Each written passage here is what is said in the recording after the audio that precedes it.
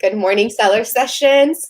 Thank you all for watching and welcome to a really good friend of mine, Frank Acosta. How are you this morning? What's good, Isabella? I call you Izzo. I'm probably one of the only people that call you that, but what's up? How are I you? Good morning, You man. are definitely the only one that calls me that. I have different variations of my name. So people call me Isabella, Bella, Izzy, Belle. There's many different variations of the name. And I always tell people, you know, do what you want to do. Like if you want to call me a certain name, that means it's close to you. So you just go with that. I don't ever want to change that perspective in your eyes. So if Izzo is my name for you, then let's go. It's all good. So you're a little famous, right? So I can imagine you at a trade show and everybody just calling you different names. Must get a little crazy, huh? You know what? I respond to all of them. I'm okay with that. Yeah, That's yeah, me. They're yeah. I like, hear, wait a minute, I hear you. is that Isabella, the money maker? I'm like, yep, that's me. Yeah, that's what I'm talking about. I love it. I love it. Thanks for having me, yo. I've been following you for a while, and such a pleasure to be on your podcast. Thank you. You're so sweet. I know usually on your podcast, the way you start is you have the music blasting. So maybe that's something I should incorporate for next time, just like have like some really cool beat before going on. I think that will be, I'm I think learning. I mean, we all do, right? I think the reason we put music on is because we drink a lot in our podcast, right? So, we do like a pregame and we're like 3 drinks in, so we're already in the music, and by the time we're on the podcast, we're drinking while we're talking. So it's a different vibe. This is super early. What time is it for you? Is it? It's 8 a.m. It would probably not be wise to start drinking so early. Yeah, for sure. I will consider this option in the future, just not today. Not today, right? Yes, I hear you, man. I hear you. I'm all for it. It's so good. I'm so glad we met. We were able to meet through David, and Right. we kind of connected. I really love what you do at Creative Percent. So for those that don't know who you are, just give us just a little intro, just about yourself, like who you are, where are you, what Yeah, in the yeah. world are you doing? Yeah, no doubt. So no doubt. So years ago I opened a television channel with family. We had a television channel. We were able to get on Verizon Files after a couple of years. Getting a television studio is like a journey on its own. We were able to build it from scratch up. We were able to turn it into an online 24-hour channel. And eventually Verizon reached out to us like, hey, you have enough viewers. We're open to giving you like a spot on the channel. So thank God we were able to be on live for 15 years consecutively. So we had a television channel on Verizon, one of the biggest known TV stations here in New York. And after that, right after 15 years Oh, of doing, it was called Alert TV, like alert, like be alert, and it was very informative, giving information. But I mean, the biggest challenge was going from a regular television channel towards being national and dealing with everything that comes with it, right?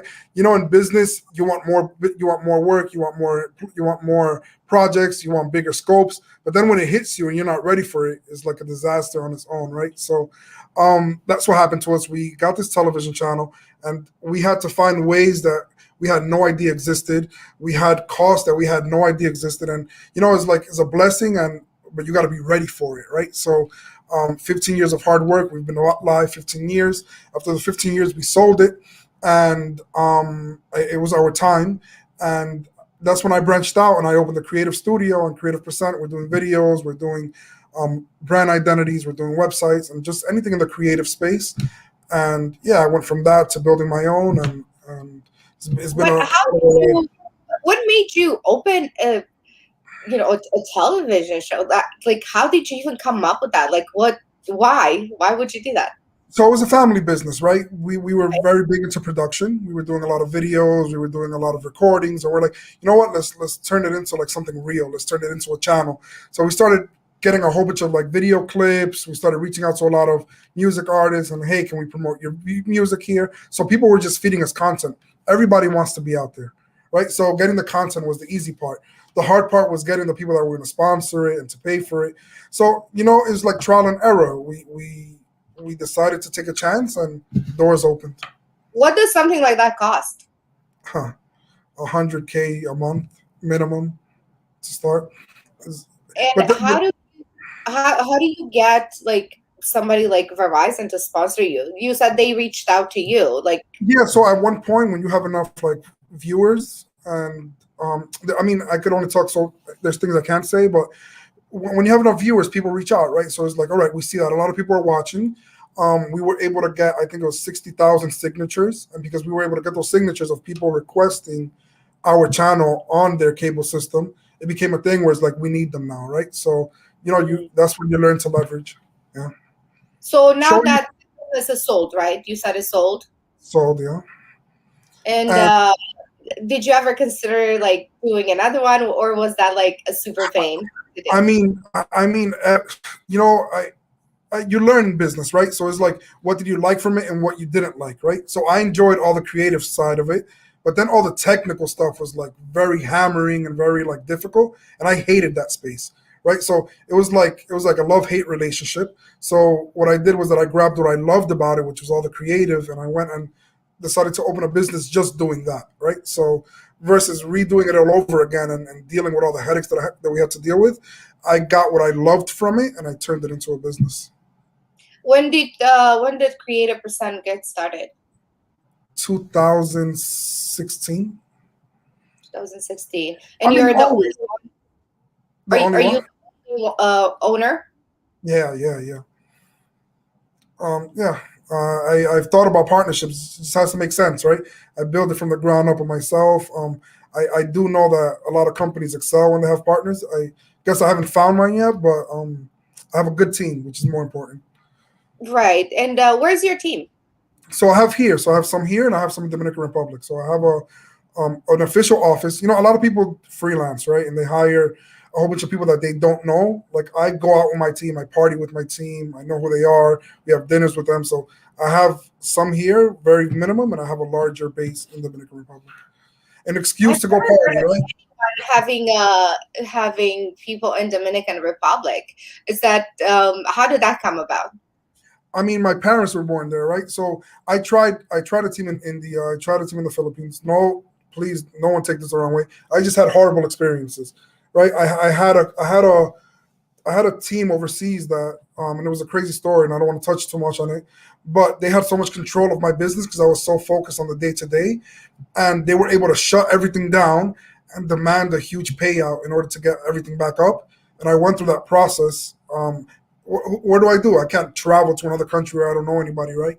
So I lost a lot of money, and I was like, all right, I've never heard that story. I've never heard. I want to know. Wait, so what you're saying is you had some people working for you, and they kind of held you at ransom. Like, if you don't give yeah, us money, like so, we'll shut so you down. Or no, even worse. So yeah, I didn't even know we were gonna get into this, but good. no, please. This is crazy. I want to hear the story. This is where the cake is, right? Yeah. So look, I had a team overseas. I don't even want to say, because last time I did this on a podcast, people were like, "Oh, why are you mentioning like you're?" So I'm not gonna say where, but I had a Okay. team overseas, and we were doing a lot of websites. And what they did was that they had complete control. When you're a business owner and you're starting, there's a lot of stuff that you don't know, right? A lot of back end stuff, a lot of I don't know how to write code. Neither do I care to learn, right? That's not a space that I want to get in. So when you're hiring people to do stuff for you and you don't know what's the back end system and how it works, they have full control of everything that's going on. So what they did was that they had access to all my servers, they changed passwords, they shut down a bunch of my clients' websites, and I had to pay a certain amount for everything to go back up. But how did you know that if you paid, they were going to turn them back on? It's a risk. It's a risk factor.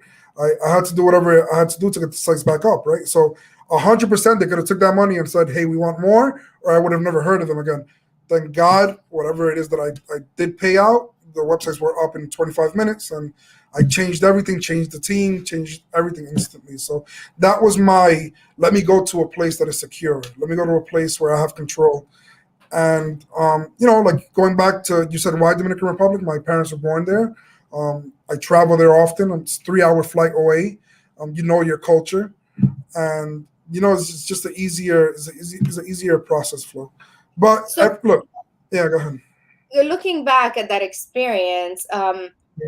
what is it that you would do differently now if you were to start with a team in Philippines, let's say? Because as at some point you made some mistakes that led to this. So because one person cannot take you down, but was it, I'll just let you say it because I'm not sure what happened there because I've never heard a story like this before.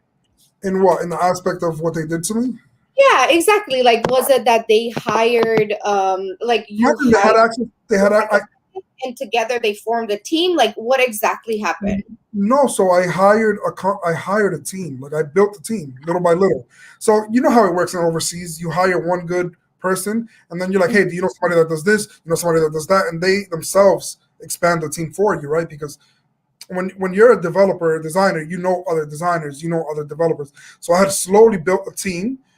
I don't know if this was their master plan to do this to me eventually or whatever the case was, but I started building trust. They had access to all my accounts, and yeah, because of that, things went downhill. Yeah, and Crazy. I mean, can you say like what amount they asked for? 20,000. $20,000, and you just wired it to them, or how? Like No, so how? it was a whole process of negotiation. Obviously, I was reaching out to lawyers, I was reaching out to a whole bunch of people to see what I can do. The reality is, like, it's overseas, right? So it's like you don't even know if these are these people's real names. Like, I was always sending money through PayPal, whatever the case was, to pay them, right?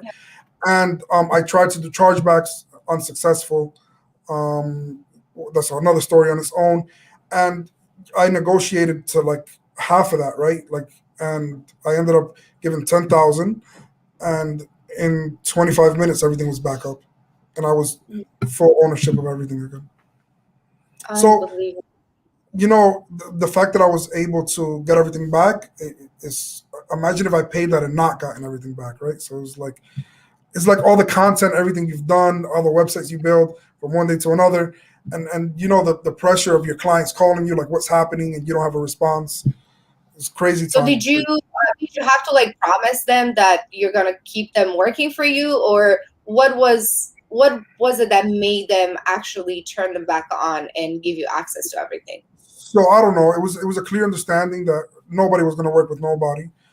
It wasn't. They were just like, look, this is what we need to get it back up, and like all their contacts. I had 6 people. All their contacts were gone. All their WhatsApps were deleted. Everything was gone, and I was being communicated through only one source. Hmm. How many people were in that team? 6. 6 of them, and they just decided to one day just mess with you.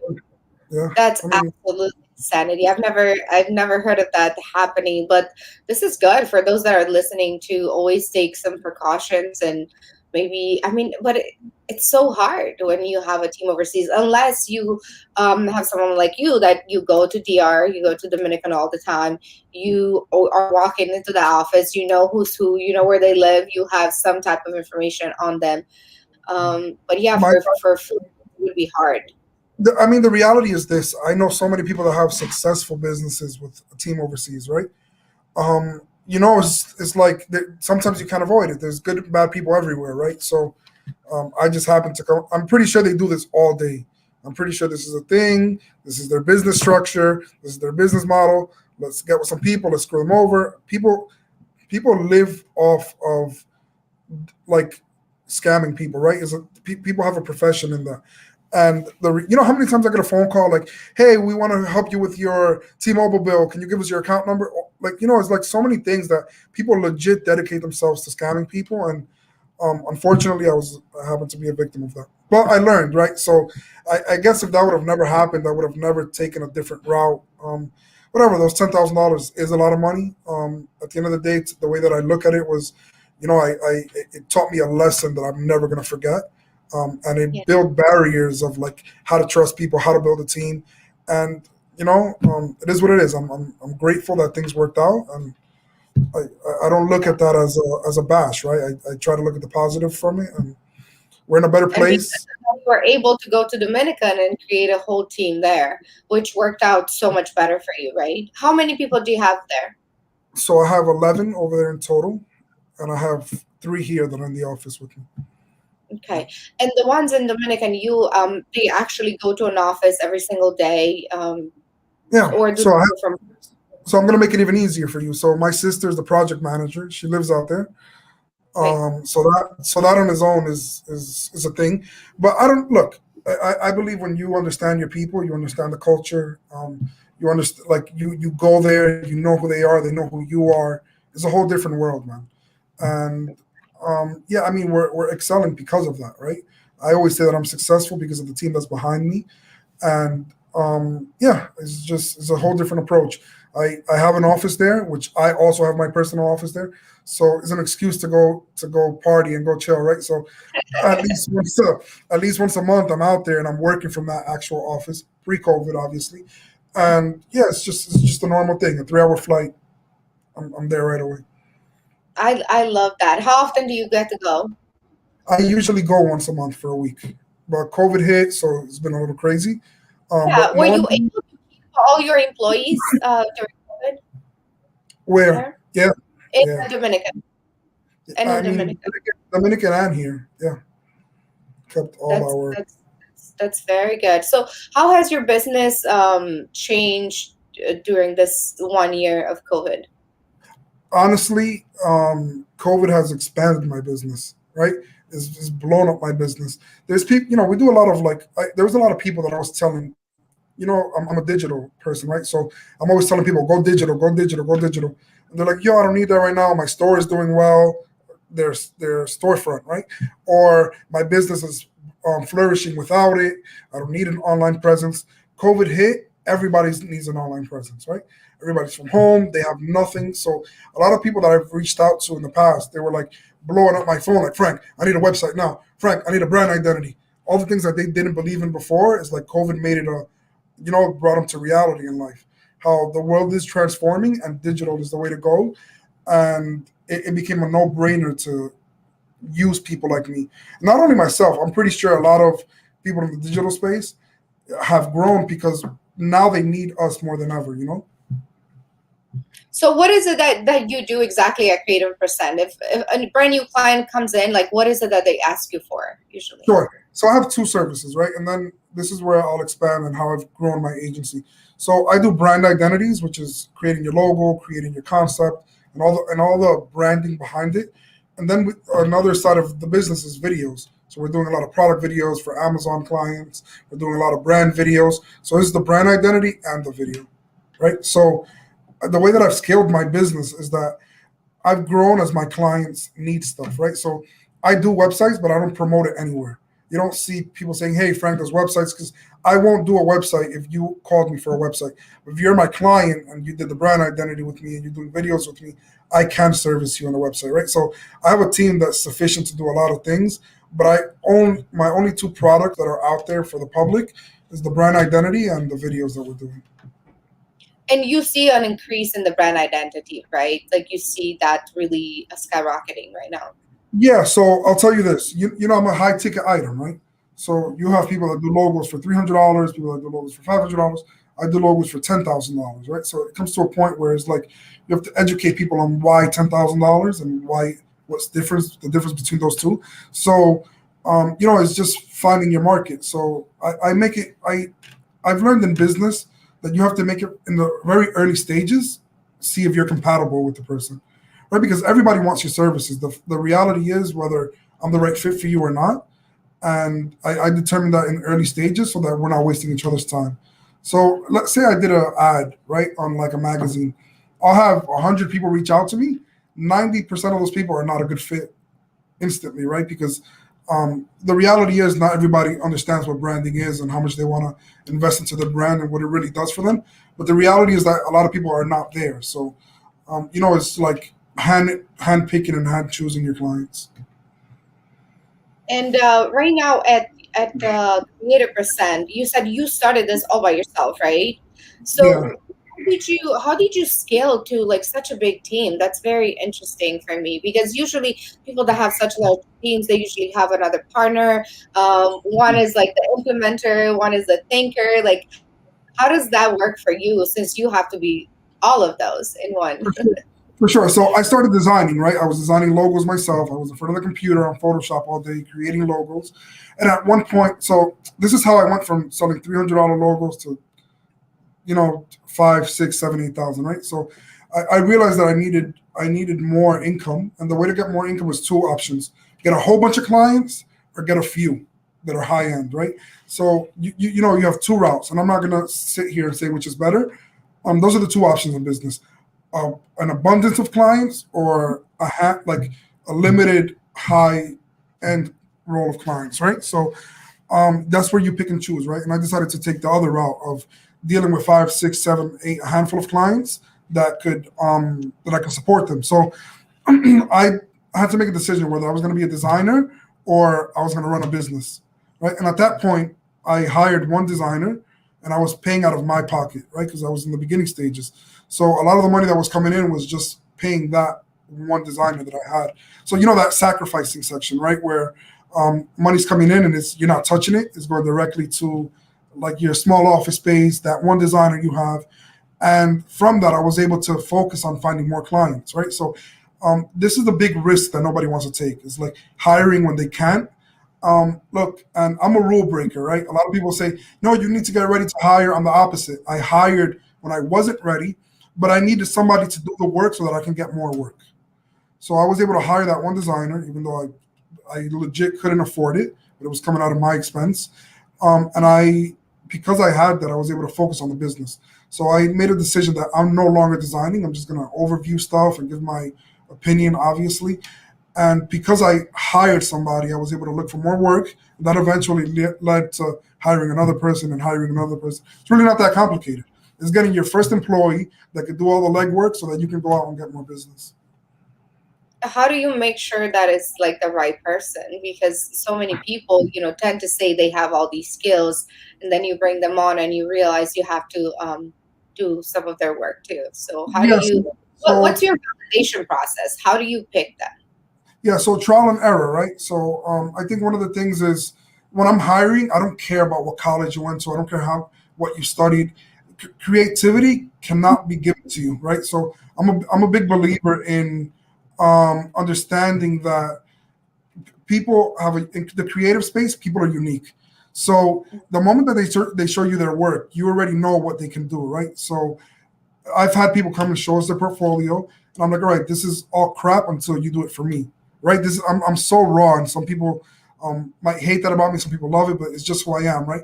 You can have the most beautiful portfolio. I don't know if that functions for me. So when I hire, I always do a 30-day trial period, paid.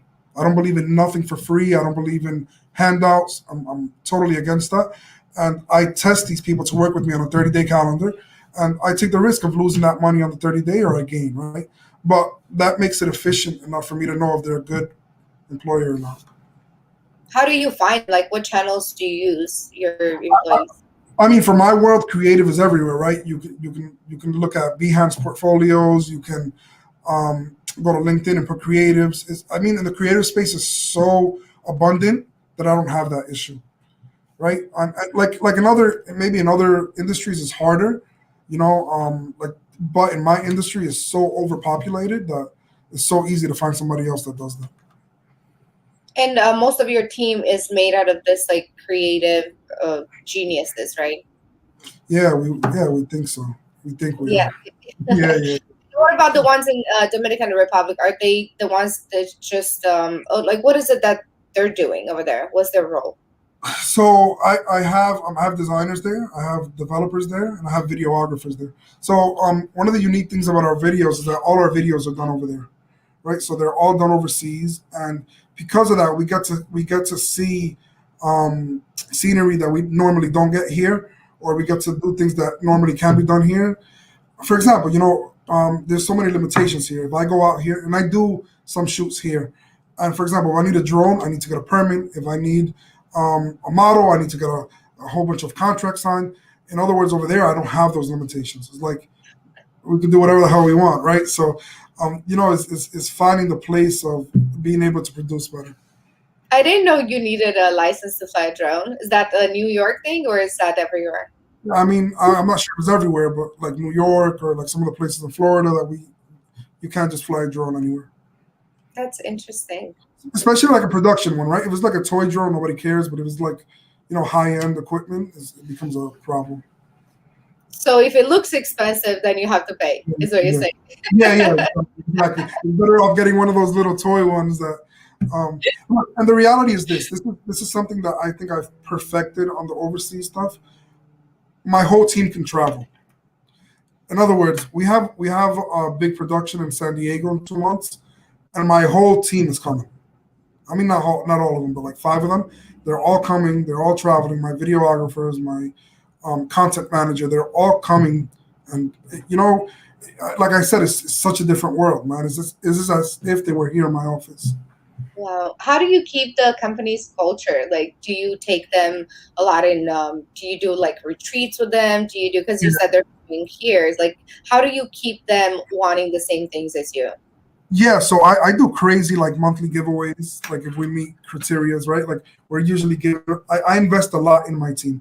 This is another secret, right? You want to scale your agency, invest in your team. They're more important than your clients. A lot of people don't want to hear that, but it's just the reality. If you take care of your team, they take care of your clients. So much people like like I remember one time a client called my office and he was cursing out my designer and he was like, "Yo, like why did you send this to me um an hour late, something of that sort." I called that client. I was like, "Yo, we're done. You're not talking to my designer that way. It's not happening." So it's like, and it's ballsy, right? Because like, who wants to lose a client, right? But I cannot allow my team to be disrespected or looked down upon because I'm not having it. My team is the reason I'm successful, and I take care of that very much. So you're talking about culture, yeah, we do retreats all the time. They're always having dinners. They're always going out. We try to make it a vibe, right? I love that. Yeah, I think that's you touch on a really important thing, like you have to make sure that your team is taken care of, because one, it's very hard to find people that will support you and stand behind you and really build your company, because Yeah. essentially that's what they're doing. They're building you up. They're not building themselves. I mean, yes, they will grow with you, but they are working for you. So making sure that they're taken care of, I think that's really key. And for you to have found that and really implement all of this, I think that's really fantastic. I mean, no one, everybody loves you. I can't see any of them wanting to leave, especially when they're treated so well. I mean, I've learned so many things in the past, and it's like you learn what not to do, right? I've been through a lot of companies. I've seen how the structure is. For example, I implemented, and this is crazy because it truly, I don't know if it's just me, but I feel like when you give them an opportunity to be free, they work harder. So, for example, I have a thing called no, like there's unlimited sick days in my business. Like you can legit take off whenever you want for whatever reason, as long as the work gets done. So I have employees that like they'll stay over the weekend because they need Monday and Tuesday for whatever reason off, and I don't care. To me, I just need the work to get done. Mhm. So at the end of the day, like whether we have a hard workflow, whether we have an easy flow, I give. There's no limit to like how many personal days you can take off. And when you give that, nobody takes advantage of it. Right in the beginning stages, I was a little scared. Like, hey, I'm going to give people unlimited days off, right, whenever they want. And the reality is that sometimes I have to tell them, like, yo, go, like, don't come today, and it's building that strong culture of like we're a family and we're going to build this together. But I'll also tell you the side effect towards that, and I don't even care if they listen to this. This is how like blunt I am. There has to be a limit between familiarity, right? Because then it becomes too cool and you're no longer the boss, right? You're like a friend. So that's where it gets difficult, where you have to be very strict but very passive at the same time. So I found that in the beginning stages, I was so cool with everybody because I wanted to be successful. So I wanted everybody to flow and be comfortable, and I was just allowing everything to happen. Right? I was allowing so much like, oh, I couldn't make it today, fine. I couldn't deliver this time, fine. So it comes to a point where you're like, all right, I'm the owner. I can't be that cool vibe all the time because that then that's what reflects down. So it's every day becoming a better person and leveling yourself better. But how do you manage that? How do you manage to be assertive without being seen as mean or rude or like a terrible boss? Sure. So you see how I told in the beginning that I'm super blunt and I say things how they are. Like I'm like that with my people, right? Like if they give me a project, I'm like, yo, that sucks. I don't know what the hell you were on. You were having a bad day. Just go tomorrow and redo it, right? Or like, like it's like that. Or like, look, today's a bad day. Go home. Tomorrow we'll talk about this, right? So, just being very blunt, being very honest, and when they see that from the beginning, it becomes a habit, right? So they already know how I am, right? So like, if I don't like something, I don't like it. If I'm bothered about something, I'm gonna say it. So just being upfront from the beginning is the best way to go about it. Does Dominican Republic require you to pay like a 13-month salary or no? Or is that something? What does that mean? Like that I have So to pay? yeah, usually, like with employees in different countries, especially like when I lived in Africa, um, like What? we Yeah, somebody, you did tell me something like that. so we had somebody working in the house, and then you have to pay them a 13th month. So like after 1 year, you give them that one bonus month as salary. I Oh didn't know yeah, if that's like yeah. So yeah, I get it. So over there, the way that it works is that December you got to give them a double salary, right? So I know mm, what you're talking about. Yeah, so we do that. We do that. okay, But that's very nice. Yeah. I mean, so like this is the reality. Is in their country, like whatever rules apply to that. Even though I'm obviously in the U.S., I made it comfortable for them. Whereas like your rules apply to you, and I'm okay with that. So Right. I didn't come to like change structures, but yeah, I mean we also do bonuses, right? It's like you keep your team happy, but they have to perform, right? So they know that I demand a lot. So I mean you build who you are, right? So who you portray from the beginning, always stay true to yourself and who you are, and don't allow that to break. There's times that I don't want to tell somebody, look, I don't like what was done, right? But I I go in a like no care zone and I say what I have to say and without disrespect, and things get done. Do you feel like you got your values from your family, since you said your family was very much like business oriented people, Yeah, right? yeah, right. But I also learned what not to do, right? So the reality is, as great as that business structure was, and it's not only my family, there was so many other people involved. And I took everything I do in life, I take in the good and leave out the bad, right? So you learn the good stuff, and then the problem is that people only go for the good, but I grab the bad to learn what not to do, right? So I've seen successful businesses have their team crumbled. Look, the creative space is very known for abusing their designers. If you go to a lot of designers, and you go to big agencies, a lot of them are miserable because the curse of designing is that you can't sit down and say in the next 2 hours I'm going to come up with something, right? Sometimes you can come up with it in 15 minutes. Sometimes you can come up with it in 15 days. It's just the reality of creative, right? So I think that I create an environment where I don't. I give them the space to be creative. I tell them, listen, this has to be done by the 20th. Figure out when you can deliver, right? So it's like I'm not on top of them. Like for another thing, I see a lot of companies that they're basically screen sharing what their employees are doing, like being on top of them. I don't do any of that, right? I told my team, look, I'm here to trust you. I'm here to work with you. Always deliver, and we'll be in good terms. Always And over deliver, and we will be in good they terms. usually deliver very good work, right? Yeah, yeah. I mean, I've trained a lot of them, right? My first designer that came with me, she only knew basic branding, right? And now she's at a level where the reality is that she can even go and look how raw I am. She can go and open her own business, legit from all she's learned with me. And the day that she decides to do that, I'm gonna help her. I'm gonna be the first one to help her walk that path, right? Because she invested so much time and energy into my business that it's only right to reciprocate that. So I, yeah. I love that. I love that mentality. It's really good. It's it's what makes you successful in the end, I think. Look, one of my employees, he has like a side hustle, right? And so I love side hustles because I even as a business owner, I have one, right? I do a lot of like resell on the side, but like heavy stuff, right? And I always tell them like, yo, like you need to have that hustle mentality. Like if you're done working with whatever you're working with me, figure something out, right? So one of my employees, he started selling like these old school trains, like the classic trains, and it became a thing. And but the funny part is that once it became a thing, he hired my company to do all the branding and the website, and it was for one of my employees, right? So, I was excited to see that.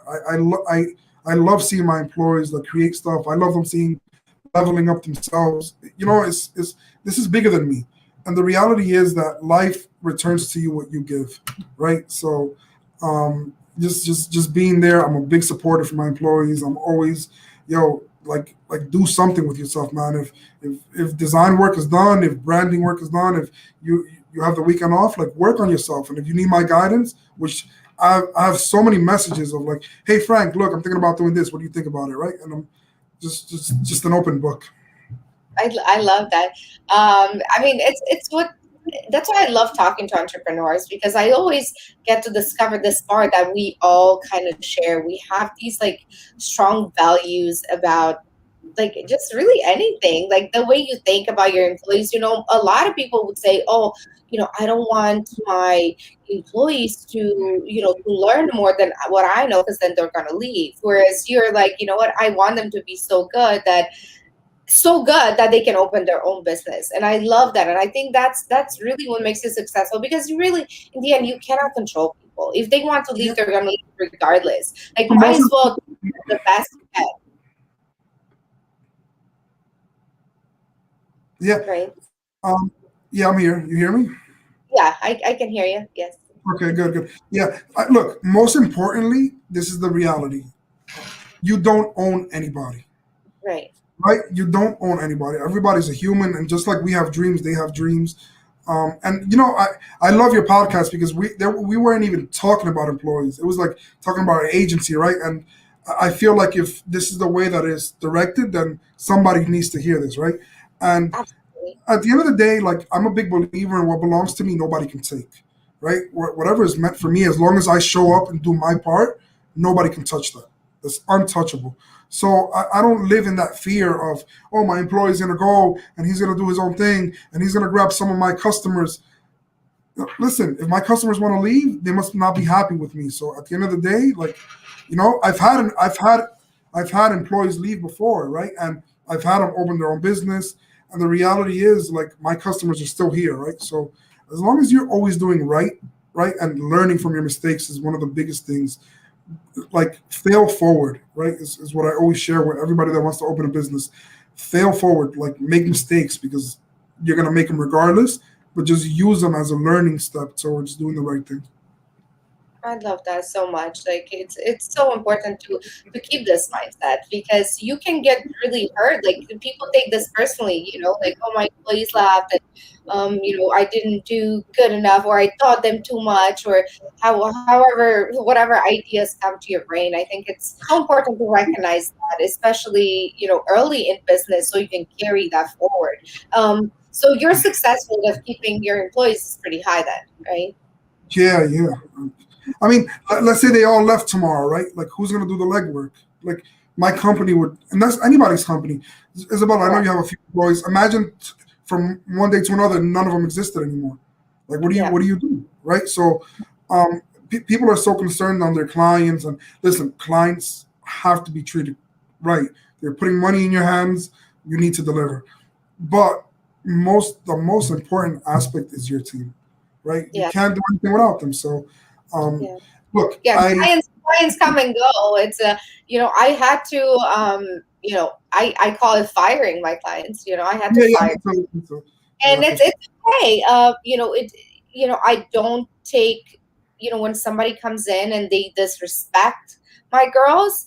I Yeah, Yeah, it's, you don't want to be around me at that time. But I'm being, as nice as I can, and I say, I think we no longer can work together. Like, this is unacceptable. I don't, and that's when they try to come back. They're like, oh my God, no, that's not what I meant. Like, please take me back, because they realize, because I've noticed, especially, and I don't want to make this about women, but I've noticed, like, when people come in and they work with a company like such as ours, like, it's almost, again, it hasn't happened in a long time. This was in the beginning days, but I would feel like people would take me as like, yeah, I'm a service, but it was almost like they own you. Like you have No. to be serving them at all times. And I'm like, nah, that's not how this works, And then they started talking to, my girls like a certain way, like mean, just mean. And I would never be mean to anybody, whether you pay them or not. Like in Sure. the end, they're helping you make money, right? So why would you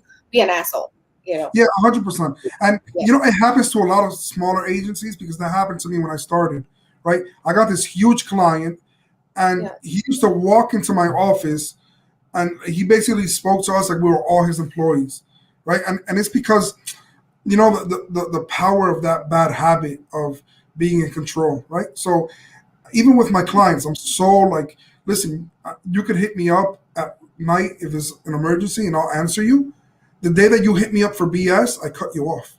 yeah. Right? So it's like I open that door for clients to have that relationship with me. The day that I see any type of bullshit, any type, even if it's a little bit, I cut it off immediately. There's clients that I love WhatsApp, right? Because I'm there all the time and people are referring me and people are always whatever, right? The moment that you cross that line with me, you go from WhatsApp to email. And at that point you realize that like you crossed the line with me. So whoever's on my email You're list like, where have one more chance. You may email me if you don't get your yeah, action then. sure, right? And then it's like, all right, right? So like you go from there. If email doesn't work, that's it, you're done, right? So yeah, I mean, look, like I always say, keep your straight face at all times. Because, this is why it's so important to see who's a good fit. Everybody always runs to somebody because there's money behind it. But sometimes that money becomes more of a problem in your company than anything else. Sometimes that's why it's so important to.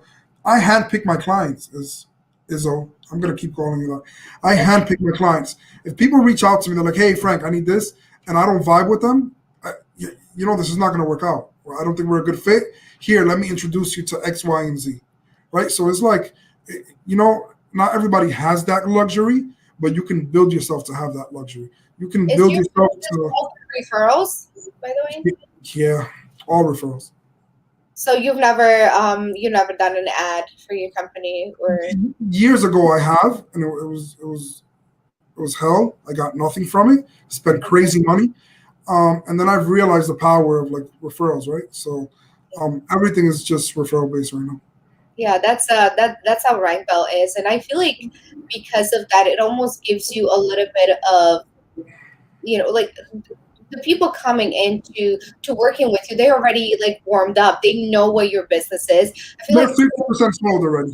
connection. It's an easier connection, like when they come to Rainbow, I'm like, I know what they want, they know what I can offer, and it's like a nice, it's we come together in a very nice way. But I've always been kind of scared of that because I'm not like the kind of person. I'm not selling, and I know you're exactly the same, and that's why I bring this up because it's funny. Like our models are, almost the same, and but do you feel like that's better than like reaching out to a cold audience? Like, are you satisfied just having referrals? So the quick answer is yes, because it's a comfort zone. Yeah. Scalability is not the best, right? Because at one point you need to scale, right? So how do you do that? And I think that one of the things is on LinkedIn, I'll promote my work. I'll say, hey, look, we just got out of this project. Some people, I don't even tell people what I do, and they start a conversation with me. They're like, wow, I need what you do now, right? So I love that. there's different ways to approach it. The problem with referrals is that to an extent it is limited, right? You need to expand yourself. But I believe in social selling. I believe in you, like even you doing this podcast, even you showing up the way that you show up. People find out what you do, and they're like, that's when they reach out to you, right? So the most important thing in business is showing up, being present, and always delivering value. Look, this whoever's starting an agency, because I have a feeling people are like hearing this, want to start their business, they want to do their own thing. Don't feed into all the BS that's out there. Like when I started doing stuff, I started doing a whole bunch of free work. Now I see a lot of people saying, don't do free, value yourself, give yourself that worth. Yeah, that's all cool and nice, but you need something to show, right? You need to have something. You need to prove yourself in the beginning stages, right? So a lot of free stuff is what allowed me to be able to charge what I charge today, right? So like if you don't have that, like get your feet wet, like do the work. It doesn't matter if you're losing. It doesn't matter, because losing is gaining in this world. you lose to gain. So you lost money, but you gained the client, you gained the project, you gained something that you could use to show somebody else. And everybody wants to skip that stage, Isabella. Everybody. And I see it all the time, and it's interesting you bring that up because I know Mhm. there's a lot of courses out there. So somebody will take a course, and then they'll come and expect you to pay them like 10,000, 20,000 because they feel like they have reached that stage. But when I started working, like I was gonna do anything and everything. Like even when I started Yeah, writing, like, I did it for free for a long time until because I couldn't even allow myself to charge because I didn't know. I didn't know how things work. I was literally just starting and I was learning, and it seemed unfair for me to even ask people for money. But I feel like a lot of people today, they feel like, okay, I'm taking a course, or just because I'm in US, like I am allowed to charge a certain amount. And listen, I'm all about paying somebody's fair wage, but if you come in and you have no idea, but you have this ego where you're just asking, asking, asking, and it doesn't fit our culture very right. exactly, exactly. And look, at the end of the day, right? You need to show your value. It's not just talking because nobody cares. Talk is in my world. Talk is cheap. I don't care what you say you've done. I need to prove it to me. Like, let me see what your clients are saying about you. Let me see what your work is saying about itself. I don't want to hear you talking about what you do. So this is the biggest mistake that entrepreneurs make is that they over talk and under deliver. Right? I look. I right before COVID, I started the video business. It was very new, and everybody knows me as a video guy now. Not because I promoted it that way, but video is very new to me.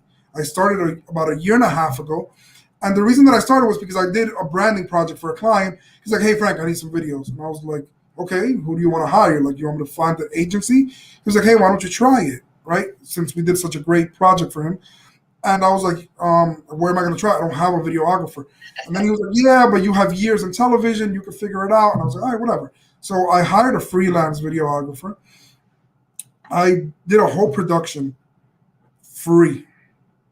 Listen to the story. Free. I didn't charge the client anything. It came out of my pocket. We crushed it, Isabella. I hired a freelancer and I hired him full time by the end of the production. You see where I'm coming at? Like, I Yeah. hire my employees before I even know that is a thing, right? Because I'm a risk taker, right? So we did that one thing, and I was like, yo, this is amazing. I'm going to be able to show it to one more person, and I'm going to need you right away. So let me just hire you. So I hired him. He became my employee after a freelance project. So he did freelancing from 8 to 4 o'clock in the afternoon, and at 5 o'clock he was my employee already.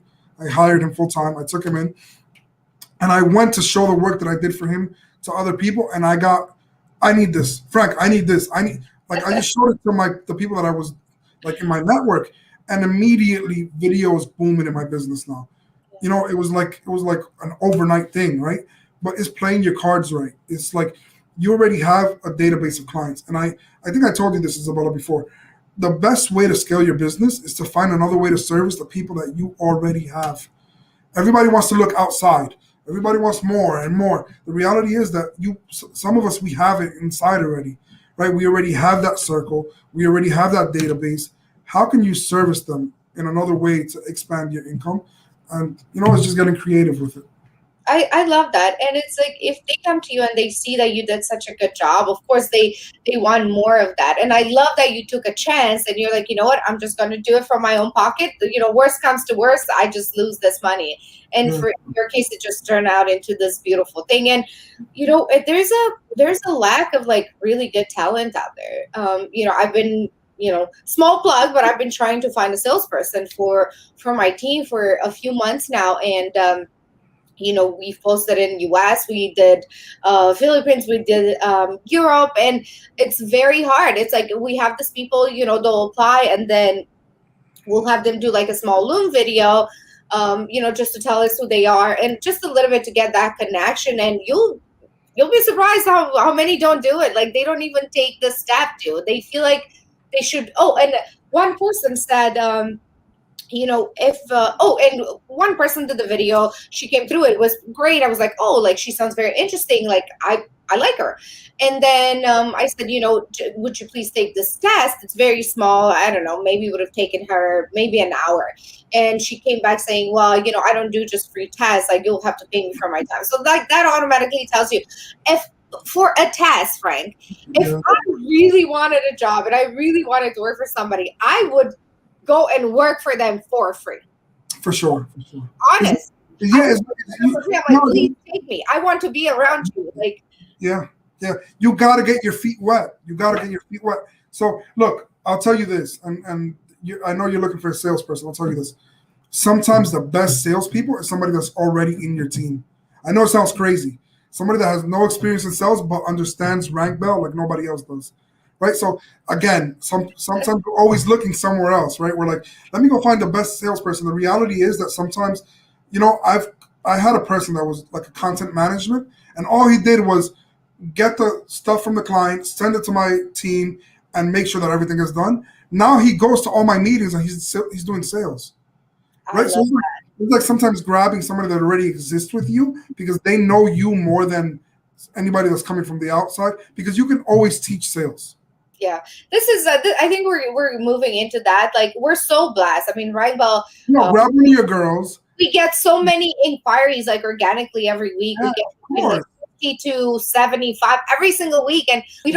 I don't have enough manpower to to respond and be that active with all of them. So yeah, this is a good advice. I might have to resort to that. Yeah, right. It's like go with one of your girls to one of your meetings, let her see how you do stuff, and you'd be surprised, man. You'd be surprised how some of your employees can do a lot more than you think they can, right? And I've turned some of my employees into salespeople, and it's just trusting them and letting them know.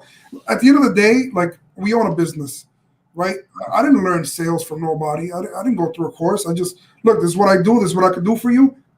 Cut it short. Everybody wants to look for that perfect salesperson.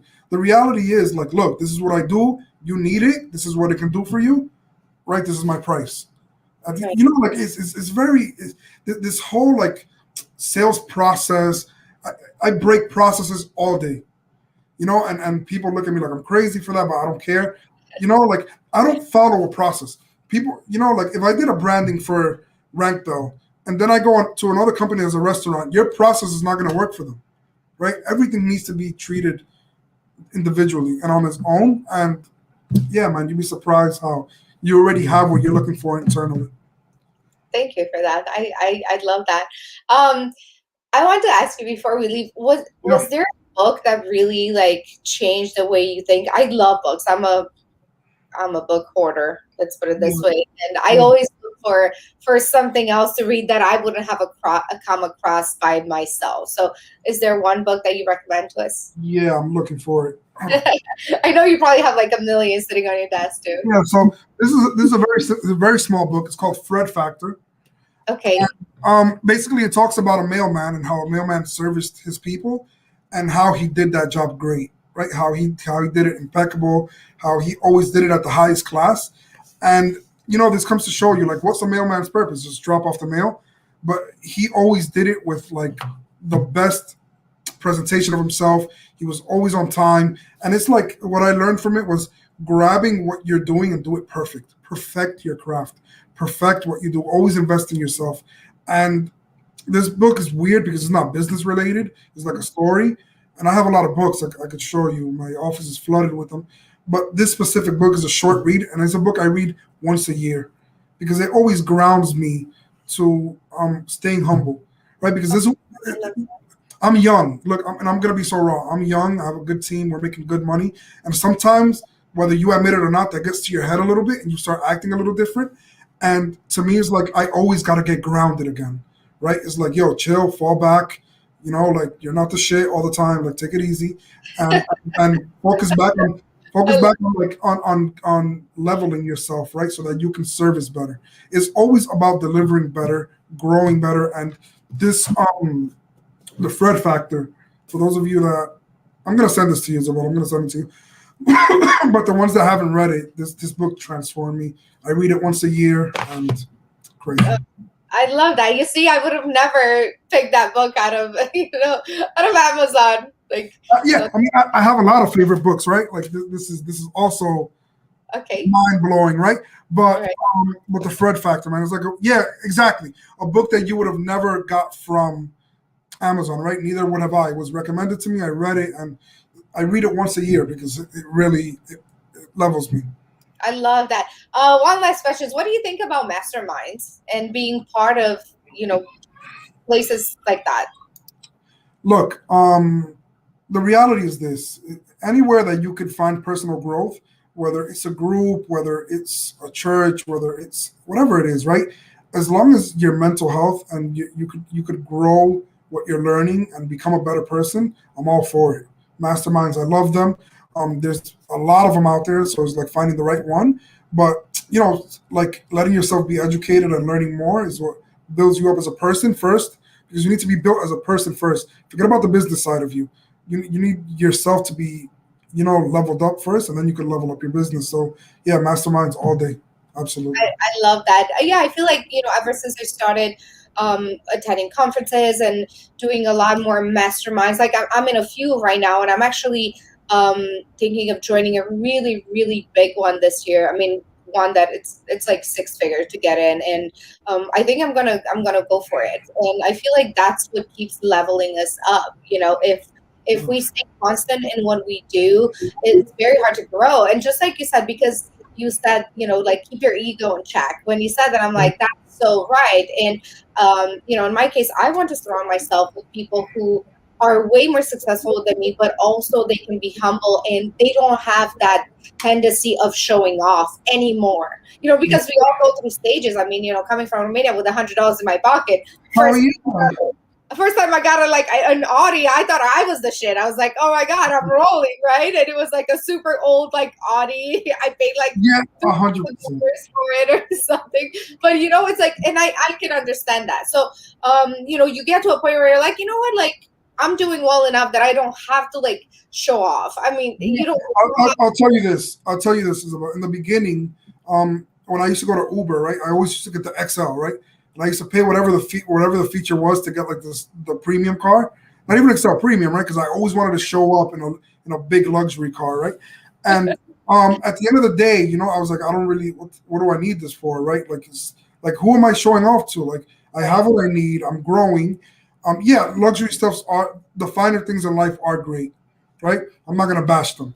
You know, right. like you buying yourself like your first Rolex, buying yourself your first big expensive purse. I don't bash that because it proves to you how far you've come, right? Like like a lot of people don't understand that, and I do, right? Like when I see people that are flashy in a certain way, there's always ways to level it down, but you can still have that because at the end of the day, materialistic stuff, they vanish, but they do remind you of how far you've come, right? Because it's like a little girl growing up somewhere that was never able to purchase a $5,000 bag, and then being able to.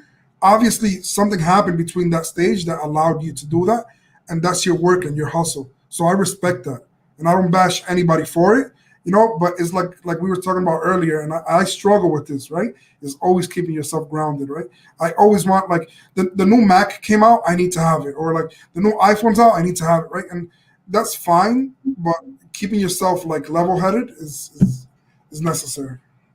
Probably this is a very good advice to start the week off, and I'm so glad I had you on this week to Such a walk us pleasure. through your journey. I mean, you are so wonderful. How can people find you, friend? Yeah, so I'm very active on LinkedIn. Instagram, I'm very dead. I probably post like two pictures of my kids or whatever. But yeah, LinkedIn, I'm Frank Acosta. I'm in Clubhouse, Frank Acosta, and yeah, just maybe I should be on Instagram a little more, but you can't be everywhere. It's too much, so, right? It's You like cannot. That's why you don't see me on Clubhouse anymore that much. I'm gonna tell you something about Clubhouse, and I know time is running out. No, it's okay. Tell me. I legit cannot spend 8, 10 hours on Clubhouse because you're not gonna get business done. No. Platform is great. I might zone in like 11 o'clock at night right before I'm about to go to sleep. But I only go into classes into rooms that I feel like I can learn, right? Because Yes. I always want to learn. But for all these people like investing 8, 10 hours, if you run a business, Clubhouse can make your business fail because Correct. you need to attend your stuff. You cannot be in a room all day. So blessing and a curse, right?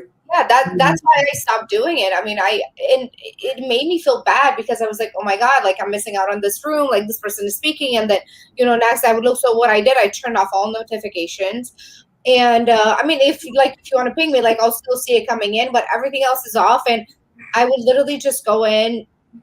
I don't remember last time I was in. Actually, it's No, been we're building a business. When we're yeah, billionaires and we have time for it, I'll do 8 hours on Clubhouse on my yacht, right? But the exactly. reality is, right now, I'm in the hustle, I'm in the grind, and we're building something. So, Agree. nah, man, you cannot, nothing can absorb your time. And like you said, we're not bashing it. I think there are people who take a lot of